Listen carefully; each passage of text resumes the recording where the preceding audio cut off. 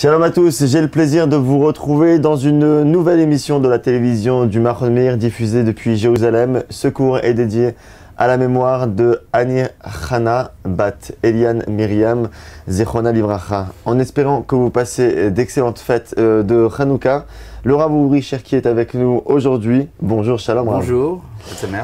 Alors, Chag Sameach, je profite de la fête de Hanouka pour reprendre avec vous quelques bases que l'on a tendance à négliger, Rav.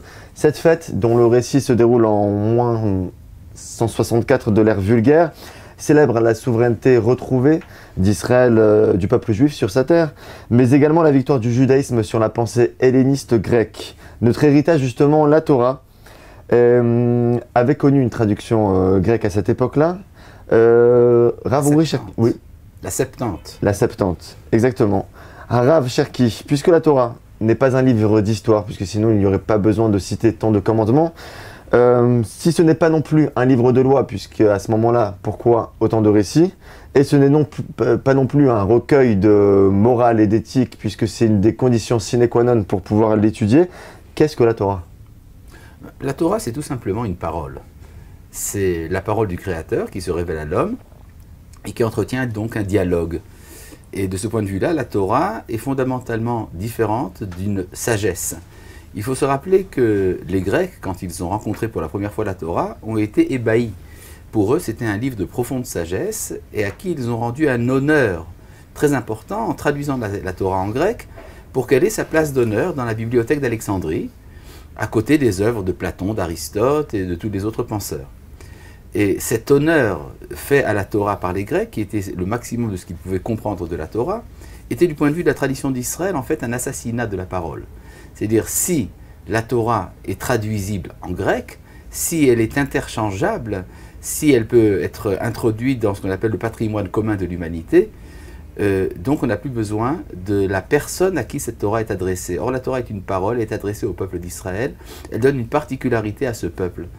Et on peut dire qu'à partir du moment où la Torah a été conçue comme une sagesse et non pas comme une parole, c'est là qu'en fait elle a perdu sa nature profonde. C'est ça le sens véritable de la lutte de Hanouka. Alors, traduire la Torah serait un tort? Alors, on peut très bien traduire la Torah à condition de la traduire en 70 langues. Car c'est ce que nous dit la Torah dans le livre de Devarim, qu'il faut écrire la Torah Ba'er Etev, de manière explicite. Et le Talmud explique c'est quoi de manière explicite, ça veut dire en 70 langues. C'est-à-dire que pour comprendre un mot de l'hébreu, il faut 70 écoutes différentes. Tandis que si vous traduisez seulement en grec, ça veut dire qu'il y aurait une suprématie d'une culture d'ordre général dont la tradition hébraïque ne serait qu'un cas particulier. Et c'est exactement contre cela qu'ont lutté nos ancêtres. Donc il faut traduire la Torah en grec et en latin et en russe et en espagnol et en chinois. C'est à partir de ce moment-là qu'on comprend la centralité de la révélation en hébreu. Pourtant, à l'époque de Hanouka, bon nombre de Juifs ont épousé la culture et la pensée helléniste grecque en se fiant à cette traduction de la Torah. Absolument. C'est-à-dire la tradition des Septante était celle qui était admise par les Juifs d'Alexandrie, un peu partout dans la diaspora hellénistique. On peut se demander effectivement qui a préservé la pérennité de l'enseignement d'Israël à travers l'histoire. Est-ce que c'est la Septante ou est-ce que c'est la tradition talmudique? Or, les faits sont là. Il n'est en fait rien resté du judaïsme d'Alexandrie et la tradition d'Israël a été préservée par les Juifs d'Eretz Israël. Rav Uri Cherki, les récits de la Torah sont-ils, ce serait une question très naïve, sont-ils à prendre au sérieux ou sont-ils allégoriques? Beaucoup remettent en question à chaque fois le récit en soi. Le récit concret. L'historicité des récits de la Torah. Eh bien, c'est très simple. Cette question a déjà été posée au temps du Rashba, Rabbi Shlomo ben Avram ibn Aderet de Barcelone, par des rabbins de Provence au XIIe siècle, au XIIIe siècle, pardon. Le débat a été très violent. Il s'agissait de savoir si on avait le droit de donner des significations allégoriques au récit, par exemple, des Avot, les patriarches, de la sortie d'Égypte. Et le Rashba a disqualifié cette interprétation. Les récits de la Torah sont des récits historiques, seulement le Rashba ne s'est pas prononcé par rapport au premier chapitre de la Genèse de Bereshit, quand il est question de la création du monde, des premières générations, même du déluge et de la tour de Babel. Est-ce que l'on peut comprendre ces récits comme étant quelque peu allégorique, c'est tout à fait possible du point de vue de la tradition. Ça fait partie de ce qu'on appelle Maaseh Bereshit. À partir d'Abraham, c'est là que commence l'histoire historienne d'Israël. À partir de ce moment-là, les récits sont à prendre tels qu'ils sont, seulement il y a toujours des réserves à propos des dérives théologiques éventuelles. Par exemple, si vous représentez Dieu sous forme corporelle, comme ça a l'air d'être dans les récits de la Torah, alors là, Maïmonide nous met bien en garde, il faut savoir que ce sont des allégories. En quoi le peuple juif serait le seul peuple à pouvoir, entre guillemets, décrypter la Torah, la profondeur et la sagesse de la Torah? C'est-à-dire, est-ce que ce serait le seul? C'est une très bonne question. Disons, si je peux vous donner une petite image. Imaginez par exemple que moi je vous parle, donc c'est à vous que je parle. Par exemple, si je dis la belle phrase très profonde, passe-moi le sel s'il te plaît. Ça veut dire quoi cette phrase-là? Ça veut dire que j'ai besoin de saler ma soupe et que le sel est à votre proximité, donc je vous demande le sel. Seulement, je suis également intéressé à ce que d'autres personnes entendent cette parole. Par exemple, la cuisinière qui comprendra qu'elle n'a pas bien salé la soupe.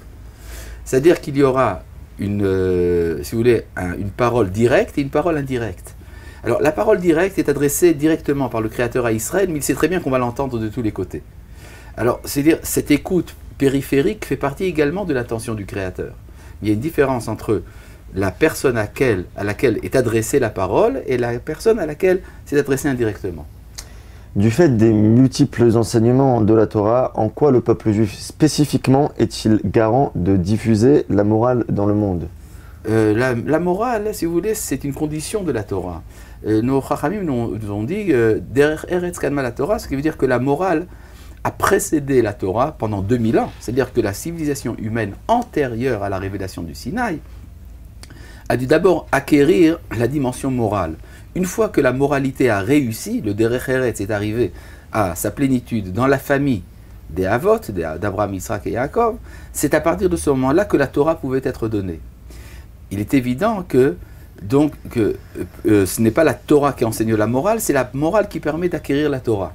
Cependant, quand il y a des chutes morales, il est bon qu'il y ait un rappel à l'ordre. Il faut bien qu'il y ait, si vous voulez, une centrale de la validité des valeurs morales, et elle se trouve en Israël, et c'est comme ça qu'elle est diagnostiquée d'ailleurs par l'ensemble de l'humanité, qui reconnaît volontiers que le foyer de la morale se trouve en Israël.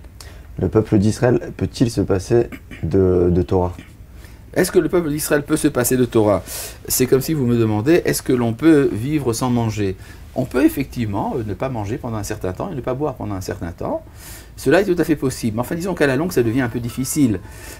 Mais rappelons-nous une chose importante. Ce n'est pas la Torah qui a fondé le peuple d'Israël, c'est au peuple d'Israël qu'a été donnée la Torah. C'est-à-dire qu'il faut d'abord faire partie de l'identité des enfants d'Israël, et cette identité est définie non pas comme ceux qui ont reçu la Torah ou les élèves de Moïse, c'est d'abord les descendants d'Abraham, Yitzhak et Yaakov, et une fois que l'on a adhéré à cette identité nationale, alors la Torah nous est donnée. Si on fait exclusion, si on fait abstraction de l'identité fils d'Abraham, Yitzhak et Yaakov, alors on risque de tomber dans une religion qui adopterait la Torah sans adopter le peuple d'Israël. C'est effectivement ce qu'a donné le christianisme. Et l'exil de 2000 ans? Pendant l'exil de 2000 ans, nous avons pu tenir le coup parce que nous nous souvenions du passé et nous avions l'espérance de l'avenir. C'est effectivement c'est ce que dit le Maharal de Prague, dans le Netzach Israël, dans lequel il explique que le monde ne peut pas tenir sans le Beth Amikdash. Mais alors comment se fait-il qu'il tienne quand même? Eh bien parce qu'on se souvient qu'il y en avait un et qu'on sait qu'il y en aura un autre. C'est-à-dire, si vous voulez, l'exil est une sorte de parenthèse. Cette parenthèse est très importante, elle nous a permis de développer beaucoup de choses, mais elle est une parenthèse quand même.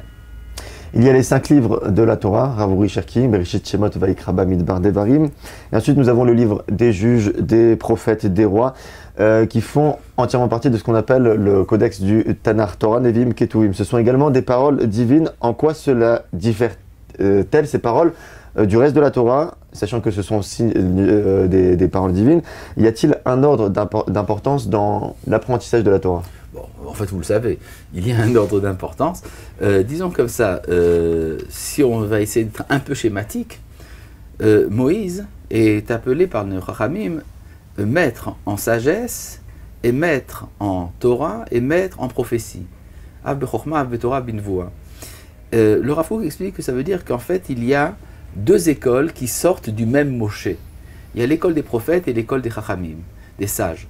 Or, il y a eu un temps de l'histoire dans lequel une partie de la dimension de Moshe a pu se manifester, c'est celle des prophètes, une autre partie, celle des sages, et c'était plus tard. Et chacun a tenté, on peut dire, sa chance dans l'histoire pour réaliser ce qu'il pouvait faire. Si vous voulez, on peut donner une petite image un peu schématique. Le prophète serait un Moshe réduit, un Moshe entier, mais réduit. Tandis que les Chachamim, ce sont des morceaux, des éclats, tout petits, mais du Moshe originel. C'est-à-dire que chacun a donc sa grandeur, soit d'être entier, mais une réduction de Moshe, soit d'être petit, mais d'avoir une origine extrêmement élevée. Ce qui fait que, paradoxalement, parfois les Chachamim sont capables de faire des choses que les prophètes ne pouvaient pas faire. Quel est le problème, par exemple, dans les dernières années, en France en tout cas, j'ai comme le sentiment qu'on n'apprend pas, ou que toute l'histoire après des Varim, toute l'histoire des juges, des prophètes et des rois, est totalement méconnue.